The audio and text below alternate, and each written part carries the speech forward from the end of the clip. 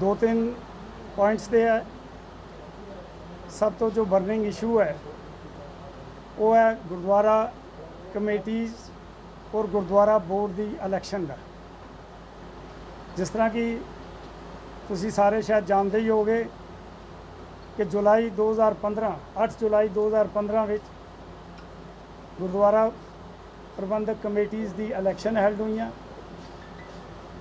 और 8 जुलाई 2020 में साडा टैन्योर जिहड़ा एक्सपायर्ड हो गया। जिथे तक बोर्ड का सवाल है,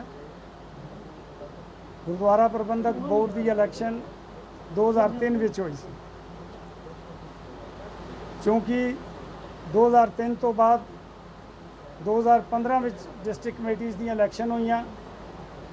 एक लंबे 12 साल के समय तो बाद वही कमेटियां कंटिन्यू रही, तो असी मान सकते हैं कि बोर्ड की जिहड़ा टैन्योर है वो भी 2015 तक ही चलिया। 2015 नूं कमेटीज़ की इलैक्शन तो कंडक्ट गवर्नमेंट ने करवा दी, लेकिन बोर्ड की इलैक्शन जो डिस्ट्रिक्ट कमेटीज़ के मैंबरस ने, सारे डिस्ट्रिक्ट कमेटीज़ के मैंबर ने चुननी है होंदी है, उसकी इलैक्शन नोटिफाइड भी हो गई, नोटिफिकेशन निकल गई, उसकी नॉमिनेशन भी फाइल हो गई।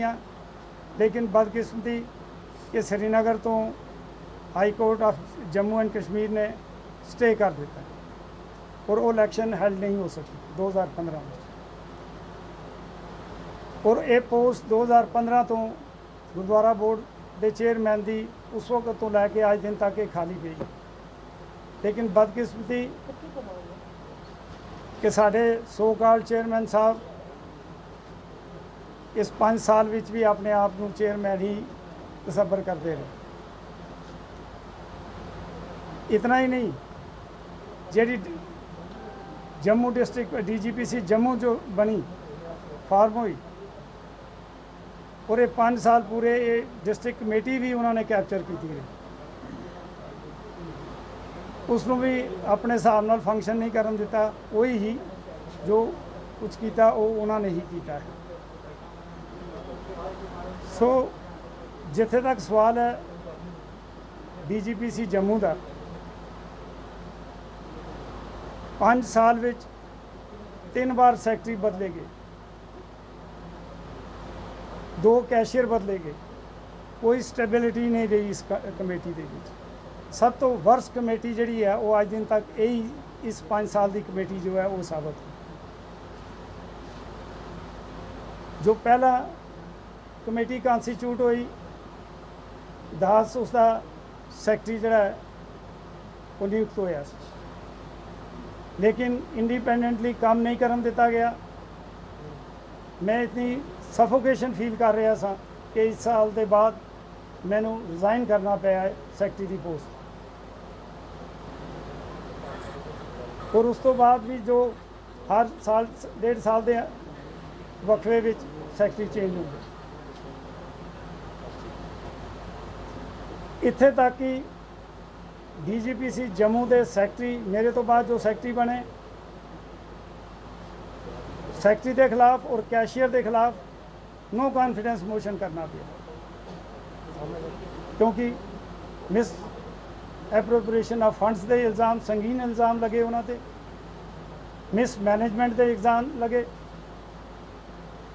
और बिना मैंबरां दे कंसेंट दे उन्होंने पूछे बगैर ही मनमाने तरीके नाल फैसले लेंदे रहे।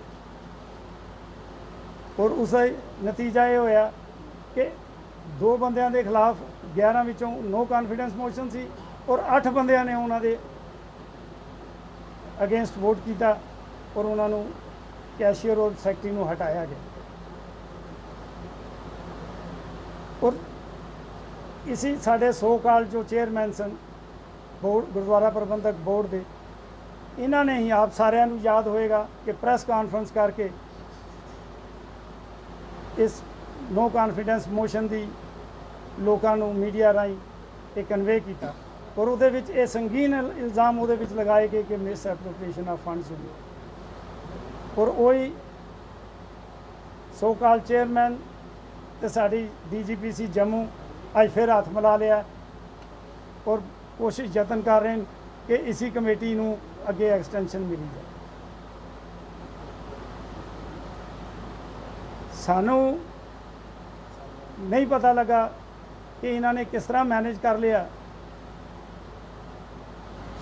ਕਿ SGPC ਦੇ ਸਾਡੇ ਜੋ ਸਾਡੀ ਇੱਕ ਸਰਮੋਰ ਸਿੱਖ ਗੋਬਿੰਦ ਸਿੰਘ ਲੋਂਗੋਵਾਲ ਕੋਲੋਂ ਇੱਕ ਚਿੱਠੀ ਇਹਨਾਂ ਨੇ ਮੈਨੇਜ ਕਰ ਲਈ ਲਿਖਵਾਈ ਹੈ ਸਾਡੇ ਆਨਰੇਬਲ ਗਵਰਨਰ ਸਾਹਿਬ ਨੂੰ, ਜਿਹਦੇ ਵਿੱਚ ਇਹ ਰਿਕਮੈਂਡੇਸ਼ਨ ਕੀਤੀ ਗਈ ਹੈ ਕਿ ਇਸ ਕਮੇਟੀ ਨੂੰ ਕੰਟੀਨਿਊ ਕਰਨ ਦਿੱਤਾ ਜਾਏ। ਅਸੀਂ ਆਪਣੀ SGPC ਜਿਹੜੀ ਸਿਰਮੌਰ ਸੰਸਥਾ ਹੈ ਉਸਦੇ ਕੋਈ ਖਿਲਾਫ ਨਹੀਂ ਹੈ, ਅਗੇਂਸਟ ਨਹੀਂ ਹੈ, ਨਾ ਅਸੀਂ ਉਹਦੇ ਖਿਲਾਫ ਕੋਈ ਬੋਲਣਾ ਪਸੰਦ ਕਰਾਂਗੇ, ਲੇਕਿਨ ਇਤਨਾ ਜ਼ਰੂਰ ਕਹਾਂਗੇ ਕਿ ਪ੍ਰਧਾਨ ਸਾਹਿਬ ਲੋਂਗੋਵਾਲ ਸਾਹਿਬ ਨੂੰ ਮੌਕੇ ਦੀ ਗਰਾਊਂਡ ਰਿਐਲਿਟੀ ਨੂੰ ਜਾਣ ਕੇ ਫਿਰ ਕੋਈ ਚਿੱਠੀ ਲਿਖਣੀ ਚਾਹੀਦੀ ਸੀ। ਉਹਨਾਂ ਨੇ ਬਗੈਰ ਗਰਾਊਂਡ ਰਿਐਲਿਟੀ ਜਾਣੇ ਉਸ ਕਮੇਟੀ ਜਿਹਦੇ ਉੱਤੇ ਸੰਗੀਨ ਇਲਜ਼ਾਮ ਲੱਗ ਰਹੇ ਨੇ ਉਸ ਕਮੇਟੀ ਨੂੰ ਐਕਸਟੈਂਸ਼ਨ ਲਈ ਰਿਕਮੈਂਡ ਕਰ ਦਿੱਤਾ।